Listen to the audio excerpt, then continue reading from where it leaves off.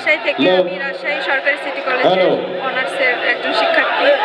আমাদের এখানে জড়ো হওয়ার মূল উদ্দেশ্য সেটা হচ্ছে যে আমাদের যে জুলাইয়ের বিপ্লব, সেটার আমাদের কোনো স্বীকৃতিপত্র নাই, কোনো ঘোষণাপত্র নাই। আমাদের ৭১-এরও কিন্তু আছে, কিন্তু জুলাইয়ের নেই কেন?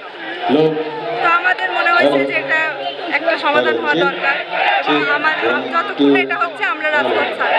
ওই জন্য আজকে এখানে আমরা একত্রিত হচ্ছি। যদি আন্দোলনে নামতে হয়, দরকার পড়লে আমরা তাই নামব। আমরা আন্দোলন শুরু করি সেই যখন আমাদের আন্দোলনটা মেধা নিয়েছিল, তখন থেকে রাজশাহী মহানগর থেকে আমরা করছি। আমরা সবাই রাজশাহী মহানগরের স্টুডেন্ট। আর অনেক হেনস্থা, মানে আমাদের তো ৫ আগস্টের কথা না বললেই নয়। ৫ আগস্ট যখন শেখ হাসিনা পদত্যাগ করে, তার আগ মুহূর্তে আমরা মিছিল বের করি, এবং আমাদের মিছিলে গুলি করে আমাদের রাজশাহীতে ৩ জন শহীদ হয়েছে সেই সময়। এবং আমরা কোনো রকম প্রাণে বেঁচে গেছি, কারণ একদম গুলি করছে আমাদের মিছিলে।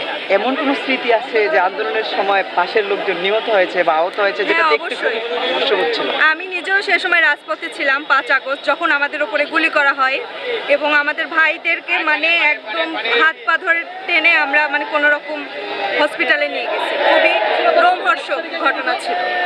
আজকে আপনারা এখানে আসার অন্যতম উদ্দেশ্য এটাই যে আমাদের জুলাই বিপ্লবের কোনো ঘোষণাপত্র নেই, স্বীকৃতিপত্র।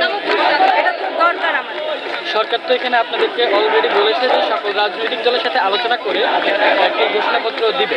হ্যাঁ, ঘোষণাপত্র দিই, আমরা অপেক্ষা করবো এখানে।